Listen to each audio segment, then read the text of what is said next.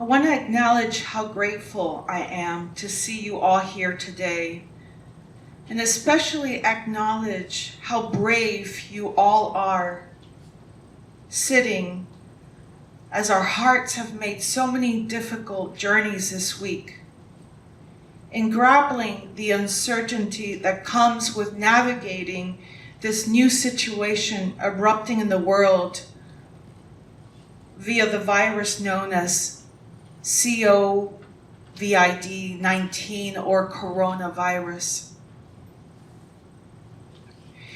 This really touches upon how fragile life is and what a gift we have each and every single day.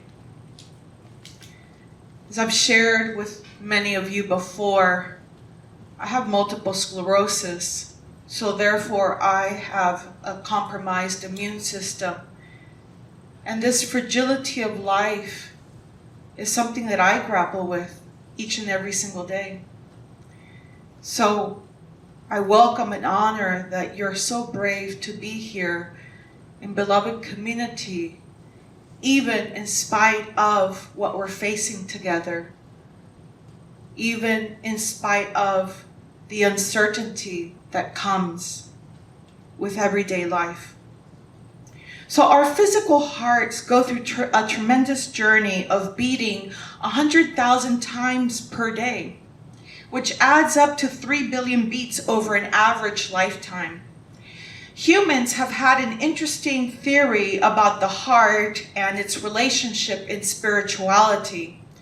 In the Vedanta school of Hinduism, the soul, or the Sanskrit word Atman, was credited with the ability to enliven the body. It was located by ancient anatomists and philosophers in the heart. The earliest theory pertaining to the location of the soul is thought to come from ancient Egypt during the 3rd millennium BC.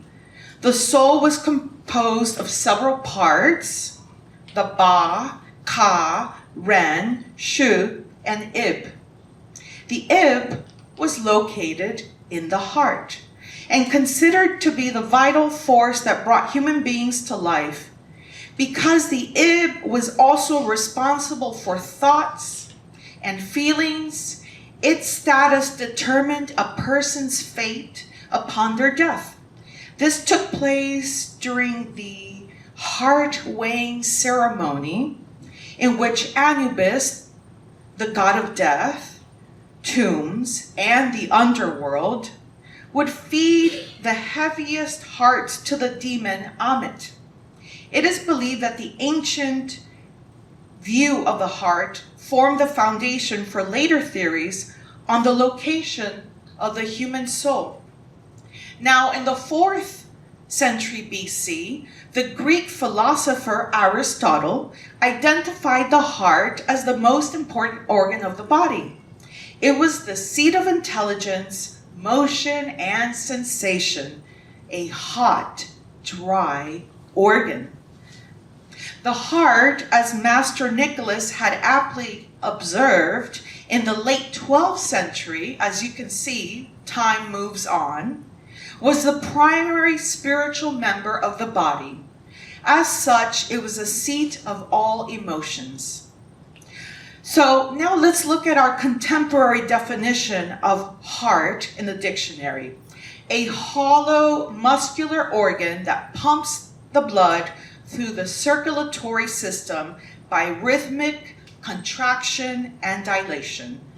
The heart, regarded as the center of a person's thoughts and emotions, especially love or compassion, one's moods or feelings, courage or enthusiasm, the central or innermost part of something, the vital part or essence. So it seems that science and something sacred is still attributed in the definition we use for our most important body part, right?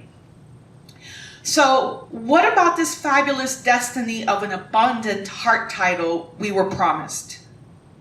Picture a girl named Amelie living in the 18th arrondissement of Paris, known as Montmartre, who grew up with eccentric parents who, incorrectly believing she had a heart defect, decided to homeschool her. This helped her develop the skills of embracing the simple pleasures of life because she was always by herself, and the keen tools of observing people. Now, in her observations and her observing her surroundings, she noticed people suffering and decided very early on that she would engage in random acts of kindness for each person she interacted with. And this definitely led to some fabulous encounters. So, how do we nurture our hearts? How do we nurture our hearts so that they can fulfill fabulous journeys to expansiveness? How do we do this? So what I can say is I will share with you a practice that I do daily so that I can be reminded and recognize how much we human beings and all living creatures are all united in our common aspiration to be happy and not suffer. And so we wish them well, and with this short meditation, mantra, prayer, you can say when you wake up, may I be safe and protected and free from the inner and outer harm. May I be happy and contented. May I be healthy and whole to whatever degree that is possible. May I experience ease of well-being.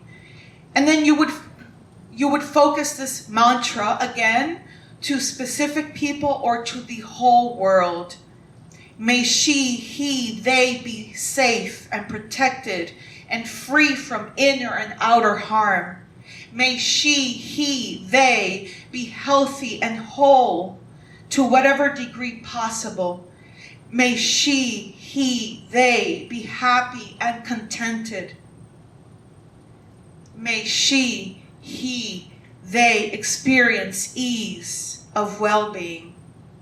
To engage in this way of centering our day with a loving kindness meditation is to recognize and nurture your own heart's essential freedom and inclusiveness, your own humanity in all its beauty, here and now, with things exactly as they are in this moment. This state of abundance is connected with a deep sense of gratitude, my brethren. The more we can realize this, the more we can undertake all things with a sense of expansiveness and decrease scarcity mentality. Our inner abundance radiates a sense of worth, value, and ease of having something to give to the world, and we begin to transform our relationship to experiencing the here and now.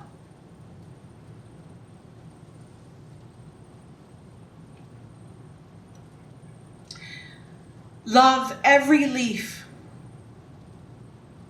every ray of light. Love the animals. Love the plants. Love everything. If you love everything, you will perceive the mystery of God in all. You will come at last to love the whole world with an all-embracing love. Let the fabulous destiny of an abundant heart lead you to that all-embracing love. I do love you. Yes, I do. Remembering these things, let us rise in body or in spirit to sing together as we prepare to go forth into the work of this congregation. Number 18, This Little Light of Mine.